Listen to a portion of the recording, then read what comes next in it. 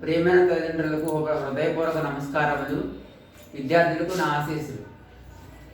గత క్లాసులో మనం మూడో పాఠం చెప్పుకోవడం జరిగిందన్న. ఈరోజు నాలుగో పాఠం అయినటువంటి సమయస్ఫూర్తి. లెసన్ పేరేంటన్నా, పాఠం పేరేంటన్నా? సమయస్ఫూర్తి. సమయస్ఫూర్తి అంటే అర్థం ఏంటన్నా? సమయానికి తగినటువంటి తెలివి లేక ఆలోచన. దానికి ఒక చిన్న కథ చెప్తాను, జాగ్రత్తగా వినండి. అనగనగా అంట 3 చేపలు ఉన్నాయంట. ఆ 3 చేపల్లో ఒక చేప చాలా మందంగాను, అంటే మందకుడిగాను, అంటే లేజీగాను, మరొక చేపేమో ముందు చూపు కలిగినదిగాను, మరొక చేపేమో సమయస్ఫూర్తిగా, అంటే సమయానికి తగినట్టుగా ఆలోచన చేయగలగటం అనేది ఉండేదన్నమాట. ఎట్లాగే ఉంటూ ఉండగా ఒకసారి ఏమైందంట, ఒక జాలరివాడు చేపలు పట్టడానికి సడన్గా కాలువలోకి, చెరువులోకి దిగాడు. దిగిన వెంటనే మందమతి అయినటువంటి చేపేమో దొరికిపోయింది. ముందు చూపు కలిగినటువంటి చేపేమో తను వచ్చే ముందే మరొక పొలంలోకి వెళ్ళిపోయి తన ప్రాణాలను దక్కించుకుంది. మరి రెండో చేప ఏం చేసింది? ఆ జాలరిని చెరువులో దిగడం గమనించినటువంటి ఆ చేప జాలరివాడు వేసేటువంటి ఆ వలకి చచ్చిన దాని వలె చిక్కుకొని, అంటే ఆ వలని నోటితో పట్టుకొని ఆ విధంగా నటిస్తూ ఉంటే మరి ఆ జాలరివాడు ఏమనుకుంటాడు? నేను వల వేసినప్పుడు పడినటువంటి చేప అని చెప్పేసి అనుకుంటాడు కదా. అనుకుని మళ్ళీ చేపలు పట్టడం పూర్తయిపోయిన తర్వాత మరొక పొలంలోకి వెళ్ళి వాటికి ఉన్నటువంటి బురద, అంటే డస్ట్ అంతా కూడా క్లీన్ చేయడం కోసం దిగినప్పుడు చక్కగా తెలివిగా మళ్ళీ ఆ నోటితో ఖర్చుకున్నటువంటి ఆ వలను విడిచి ప్రాణాలు దక్కించుకోవడం అనేది జరుగుతుంది. మరి చూసారా, రెండో చేప అయినటువంటి ఎంత తెలివిగా సమయస్ఫూర్తిగా ఆలోచించి తన యొక్క ప్రాణాలని దక్కించుకుందో. సో ఇట్లాంటిది మనకి 6వ తరగతి పాఠ్యపుస్తకంలో చక్కగా సమయస్ఫూర్తి అనేటువంటి దానితో చిన్న బొమ్మలాగా ఇచ్చి చిత్రంలో చూడండి ఒకసారి. వినడం, ఆలోచించి మాట్లాడడం. వినడము, ఆలోచించి మాట్లాడడం. ఇక్కడ ఏం కనపడుతుంది చూడండి అన్న, బొమ్మలో, చిత్రంలో ఏం కనపడుతుంది మనకి? ఒక నక్క కనపడుతుంది. అలాగే నక్క చేతిలో ఏదో సంచి లాంటిది ఉన్నది. అలాగే ఒక చెట్టు ఉంది, చెట్టు పైన ఒక కోతి కనపడుతుంది. తర్వాత అది మొదటి చిత్రంలో ఉన్నటువంటి జరుగుతున్నటువంటి దృశ్యం. రెండో చిత్రంలో ఏముంది? రెండో చిత్రంలో నక్క చేతిలో ఒక సంచిని చెప్పాం కదా. సంచిలో దేన్ని పట్టుకుని వేస్తుంది? కోడిని ఒక దాన్ని పట్టుకుని సంచిలో వేయబోతుంది. అది రెండో చిత్రంలో జరుగుతున్నటువంటి దృశ్యం. అలాగే మూడో చిత్రంలో చూడండి ఒకసారి. మూడో చిత్రంలో నక్క ఏం చేస్తుంది?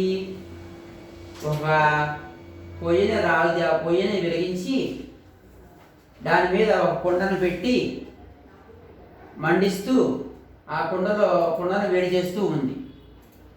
అది మూడో చిత్రం జరుగుతున్నటువంటి సంభాషణ. అలాగే 4వ చిత్రంలో వంట చేస్తూ ఉన్నటువంటి, అంటే పొయ్యి మీద కుండను పెట్టి వేడి చేస్తున్నటువంటి నక్కను చూసి మరొక నక్క రావడం అనేది చూపిస్తున్నాడు మనకి చిత్రంలో. దీని ఆధారంగా మనం చిత్రాలను చూసి కథను ఊహించి చెప్పుకోవాలన్నమాట. మొదటి ప్రశ్న చూడండి. చిత్రాలను చూడండి, కథను ఊహించి చెప్పండి. రెండోది, కోతి లేకపోతే కోడి ఎలా తప్పించుకునేదో ఊహించి చెప్పండి అంటున్నాడు. కథ చూడండి. అనగనగా ఒక అడవి ఉండేదంట. అడవిలో ఒక నక్క ఉండేదంట. ఆ నక్క ప్రతిరోజు కూడా ఆహారం కోసం తిరుగుతూ ఉండేది.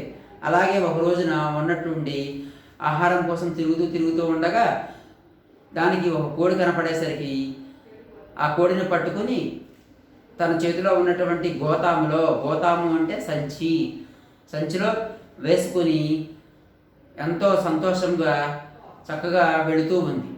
అదే సమయంలో దానికి ఎదురుగా ఒక కోతి వచ్చి ఏంటి నక్క బాబాయ్ ఈరోజు ఇంత సంతోషంగా ఉన్నావు అని చెప్పి అనగానే, నేను ఈరోజు నా పంట పండింది, నేను ఒక అడవి అంతా కూడా గాలి తిరగగా ఒక కోడి దొరికింది, ఆ కోడిని సంచిలో వేసుకుని వెళ్తున్నాను, దీన్ని వండుకుని చక్కగా తింటానని చెప్పేసి కోతితో చెప్తుంది. అనగానే నువ్వు నాకు ఒక సహాయం చేయాలని చెప్పేసి నక్క కోతిని అడుగుతుంది. ఏంటి బాబా ఆ సహాయం చెప్పి అనగానే,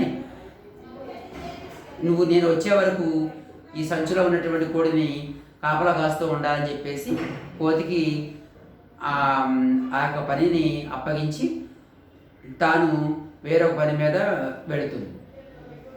ఈ లోపల ఇది నక్క వచ్చేసి ఒక చెరువు గట్టుకు వెళ్ళి ఆ కుండలో నీళ్లు తీసుకుని చక్కగా తీసుకొచ్చి తాను ఉండేటువంటి చోట పొయ్యిని పెట్టి ఆ పొయ్యిని వెలిగించి ఆ పొయ్యి మీద ఆ కుండను పెట్టి వేడి చేస్తూ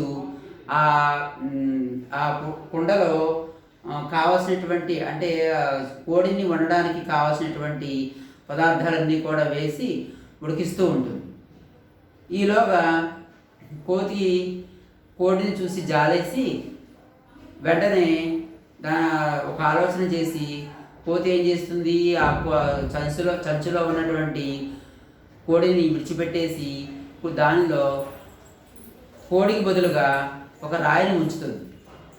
ఈలోగా నక్క తాను చేసిన పని పూర్తయిన తర్వాత వెంటనే ఆ సంచిని తీసుకొచ్చి ఆ సంచిపాటని ఆ విధంగా కొండలో బోర్లించి వేసేసరికి తీరా దాంట్లో ఏముంటుంది, కోడికి బదులుగా రాయి ఉండడంతో వెంటనే ఆ రాయి ఏ క్షణాన అయితే ఆ కొండలో పడిందో ఆ క్షణాన వెంటనే తాను వేడి చేస్తూ ఉన్నటువంటి ఆ కొండ ఒక్కసారిగా పగిలి ముక్కలయ్యేసరికి దానిలో ఉన్నటువంటి వేడి నీరంతా కూడా ఆ నక్కతో పాటుగా మరొక నక్క కూడా రెండూ కూడా మీద పడి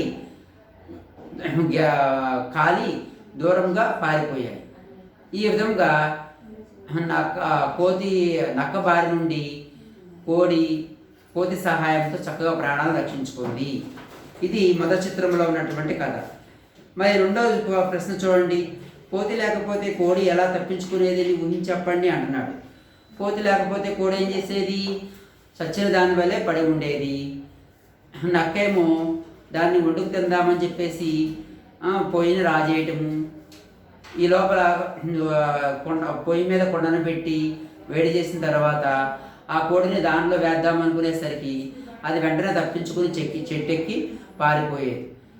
నక్క పన్నాగమంతా కూడా విఫలమైపోయిందని చెప్పేసి తెలియజేస్తుంది. తర్వాత ఉద్దేశం. ప్రపంచ ప్రసిద్ధి చెందిన కథలు పంచతంత్ర కథలు.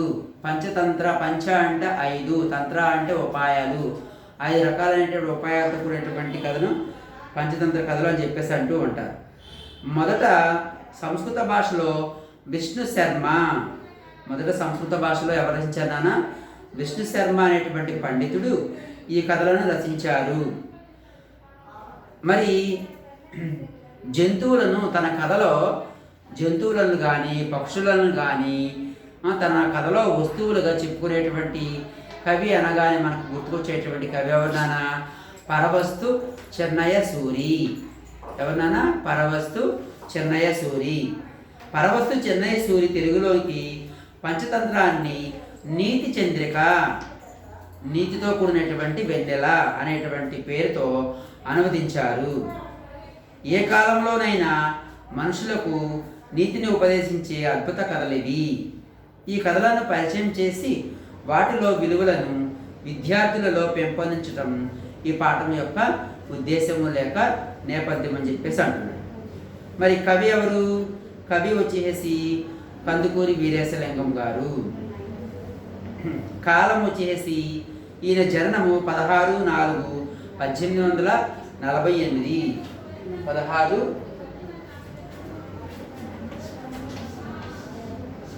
16/4/1848 ఇది జననము.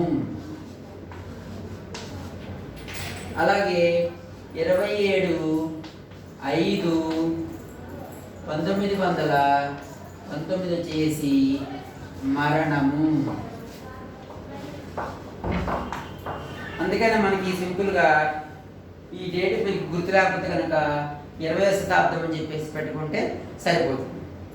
తర్వాత రాజమండ్రిలో జన్మించారు. ఎవరు? కందుకూరి వీరేశలింగం పంతులు గారు. ఎక్కడ జన్మించారు నాన్న? జన్మస్థలము రాజమండ్రి. తర్వాత ఈయన రచనలు: రాజశేఖర చరిత్రము, సత్యరాజ పూర్వదేశ యాత్రలు, హాస్య సంజీవని, సతీహిత బోధిని, ఆంధ్ర కవుల చరిత్ర మొదలైనవి వీరి రచనలు. వీరు సంఘ సంస్కర్త.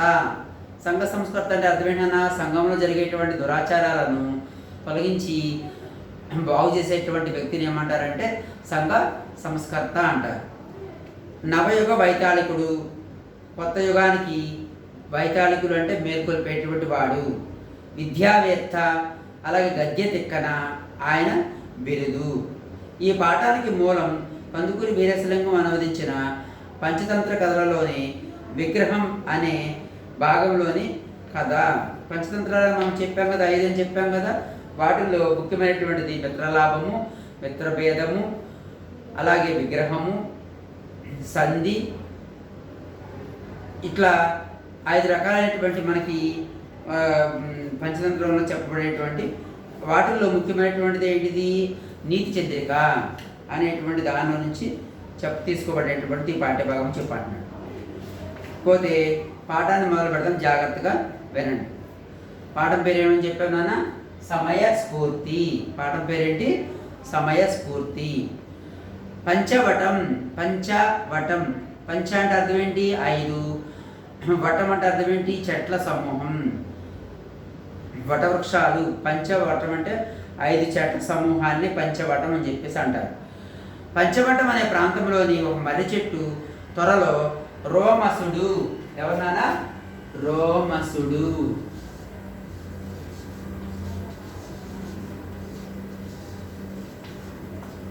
ఎవరు? రోమసుడు అనేటువంటిది పిల్లి పేరు.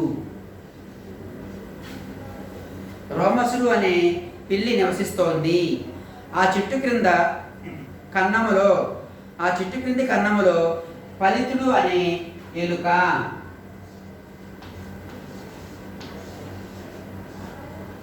ఎలుక పేరు ఏంటన్నా? ఫలితుడు. రోమసుడు అనేదేమో పిల్లి, ఫలితుడు అనేదేమో ఎలుక. కాపురం ఉంటోంది. ఒకనాటి రాత్రి వేటగాడు అక్కడికి వచ్చి ఆ చెట్టు చుట్టూ వల పన్నాడు. చెట్టు చుట్టూ కూడా వలను ఏర్పాటు చేశాడు. వల పన్నటం అంటే అది తెలియని రోమసుడు తెల్లవారుతూనే మసల చీకటిలో ఆహార అన్వేషణ కోసం బయలుదేరి. అన్వేషణ అంటే అర్థం ఏంటి? వెతకటం. దేనికోసం వెతకడానికి బయలుదేరాడు నాన్న? ఆహారము. ఆహార అన్వేషణ కోసం బయలుదేరి ఆ వలలో చిక్కుకున్నాడు. ఎవరు చిక్కుకుంది? ఎవరు? రోమసుడు అనేటువంటి పిల్లి. రోమసుడు అనేటువంటి నాన్న పిల్లి వేటగాడు పడినటువంటి వలలో చిక్కుకుపోయాడు. ఇది చూసిన ఫలితుడు అనేటువంటి ఎలుక, ఆహా ఎంత అదృష్టము! ఎందుకని అదృష్టంగా భావించింది? పిల్లి ఎలుక రెండు కూడా వైరజాతికి చెందినటువంటి శత్రువులు కదా. ఎలుకను చూడంగానే పిల్లికి భయం వేస్తుంది. పిల్లిని చూడంగానే ఎలుకను చూడంగానే పిల్లికి ఏమనిపిస్తుంది? ఆహా నాకు ఆహారం దొరికింది చెప్పి అనుకుంటుంది. సో ఎలుకకు ఆ బాధ లేకుండా పిల్లి వలలో చిక్కుకునేసరికి ఎలుకకు ఎంతో సంతోషం అనిపించింది అనమాట. నా శత్రువు వలలో చిక్కుకున్నాడు, ఈనాటితో వాడి పీడ అంటే అర్థం ఏంటి? వాడి యొక్క బాధ నాకు తప్పిపోయిందని చెప్పేసి అనుకున్నాడు. ఇదే సమయంలో చంద్రకుడు అనేటటువంటి గుడ్లగూబ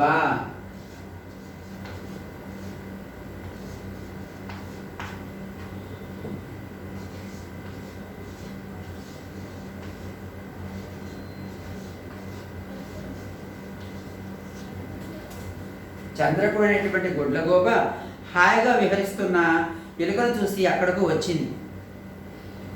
ఎలుకను చూసేసరికి గుడ్లగూబకు ఎంతో సంతోషం వేసింది.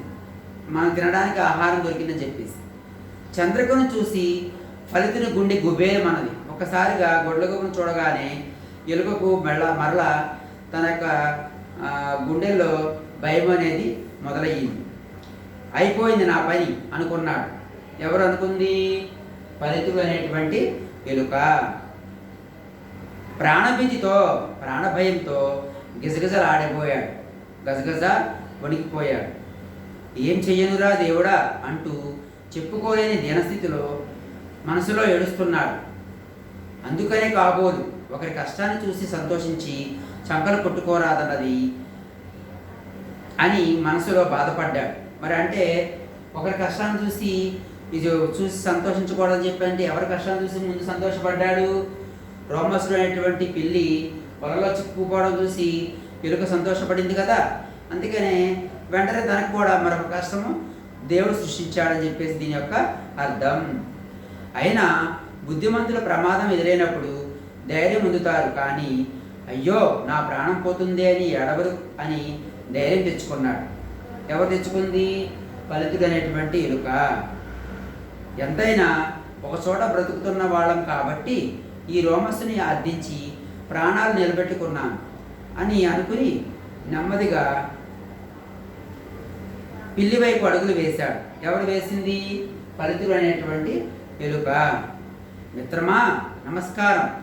జాతి వైరం ఉన్నా, వైరం అంటే అర్థం ఏంటి? శత్రుత్వము. జాతిపరంగా మనందరికీ శత్రుత్వం ఉన్నది. జాతి వైరం ఉన్న శత్రు మిత్రులము. మనం శత్రువులైనా కూడా మిత్రుల్లాగా ఉందాము అని చెప్పేసి మెల్లగా దాన్ని తన దారిలోకి తెచ్చుకుంటుంది. చాలా సంవత్సరాల నుండి ఈ చెట్టు వద్దనే బతుకుతున్నాము. ఒకరికి ఒకరు అపకారం చేసుకోలేదు. ప్రస్తుతం కష్టకాలం వచ్చింది కావున శత్రువులం అనుకోకుండా పరస్పరం సహకరించుకొని, అంటే ఒకరికి ఒకరం సహాయం చేసుకొని ఈ ఆపద నుండి బయటపడదాం. కానీ తీరా నీ వలతాళ్ళు కొరికి నిన్ను రక్షిస్తే గుటుక్కున మింగేస్తావేమోనని భయంతో కాసేపు వెనుకడుగు వేసి అనవసర ఆలోచన చేశారు. కానీ తెలియని దాన్ని నోట్లో పడి దిక్కులేని చావు చచ్చే కన్నా నీకు ఉపకారం చేసి ఇద్దరము స్నేహంగా ఉందామని, కాదంటే నీకు ఆహారం అయిపోదామని తెగించి వచ్చాను. ఎవరంటున్నారు ఈ మాటలు? నాన్న ఎలుక పిల్లితో అంటుంది. తనకు కూడా ఒకసారిగా కష్టకాలం వచ్చేసరికి, ఏ కష్టకాలం వచ్చింది? గుడ్లగోపు వచ్చింది కదా, తను తింటాకు వచ్చిందేమో అని చెప్పేసి ఎలుక భయపడిపోయి మళ్ళీ ధైర్యం తెచ్చుకొని నీకు వచ్చింది కష్టకాలం, నాకు వచ్చింది, దాని నుంచి ఇద్దరం కూడా బయటపడదామని చెప్పేసి అనుకున్నాను. ప్రాణ స్నేహం కోసం తహతహలాడుతూ. ఎవరు? ఎలుక. అంతా విన్న రోమసుడు ఆనంద పరవశుడు అయ్యాడు. ఎంతో ఆనందంతో ఉబ్బి తబ్బిబ్బి అయిపోయాడు. అతనికి భయం లేకపోవడానికి అతని ఆలోచనలకు సంతోషించాడు. ధర్మబుద్ధిని మెచ్చుకుంటూ ఇలా పలికాడు. మిత్రమా, జీవితం చివరి దశలో ఉన్నాం. నీవు చెప్పినట్లే నడుచుకుందాం. నీవు త్యాగబుద్ధితో నన్ను రక్షించదలిచావు, నీకు కృతజ్ఞతలు. నేను కూడా చాలా రోజుల నుండి నీతో స్నేహంగా ఉండాలని అనుకుంటున్నాను. ఎవరంటున్నారు ఈ మాటల్ని? రోమసుడు అనేటువంటి పిల్లి. నీ సదాలోచన అంటే అర్థం ఏంటన్నా? నీకు కలిగినటువంటి మంచి ఆలోచన నాలోని అజ్ఞానాన్ని, నాలో ఉన్నటువంటి చీకటిని పటాపంచలు చేసింది, అంతా పూర్తిగా కూడా తొలగించి వేసింది అని చెప్పేసి అంటున్నాడు. ఆ గొడ్లగోబ నిన్నేమి చేయలేదు. ఇంతకీ దీని ఎలుగు భయం ఏమిటి? గొడ్లగోబ వచ్చింది, నన్ను చంపేసి తినేస్తున్నామని చెప్పేసి భయంతో పిల్లి దగ్గరికి వచ్చి తనని శరణ పెడుతుంది. నీ ప్రాణాలకు నా ప్రాణం అడ్డు వేస్తాను. ఎవరంటున్నారు? పిల్లి ఎలుకతో అంటున్నది. వారిద్దరూ అలా సఖ్యంగా, అంటే స్నేహంగా మాట్లాడుకోవడం చూసిన చంద్రకుడు అనేటువంటి గుడ్లగోప వారి మైత్రికి, వారి యొక్క స్నేహానికి భయపడి తన పథకం పారదని, తాను వేసినటువంటి ఉపాయము లేక ప్లానింగ్ అనేది నెరవేరదనేటువంటి నిరాశతో తన దారిని తాను పోయాడు. ఎవరు వెళ్ళిపోయింది? గుడ్లగోబ. చంద్రకుడు అనేటువంటి గుడ్లగోబ ఏ దారినైతే వచ్చాడో మళ్ళీ తిరిగి అదే దారిన వెళ్ళిపోయాడు. వేటగాడు వలలో చిక్కుకున్న పిల్లి కోసం వేట కుక్కలతో వస్తున్నాడు. అది చూసిన రోమసుడు, మిత్రమా మిత్రమా ఫలితుడా, ఈ కిరాతకుడు అంటే వేటగాడు లేక బోయేవాడు అని అర్థమమ్మ. కిరాతుడు అంటే అర్థం ఏంటన్నా వేటగాడు. ఆ కిరాతుడు కాలయమునిలా వస్తున్నాడు. కాలయముని అంటే అర్థం ఏంటి? ఇక్కడ మామూలుగా యమధర్మరాజు అని చెప్పేసి అంటాం. ఇక్కడ కాలయముని అంటే అర్థం ఏంటి? ప్రాణాలు తీసేటువంటి వ్యక్తిలాగా ఉన్నాడు అని చెప్పేసి అంటున్నాడు. నన్ను తొందరగా రక్షించు అన్నాడు. ఎవరు? రోమసుడు అనేటువంటి పిల్లి.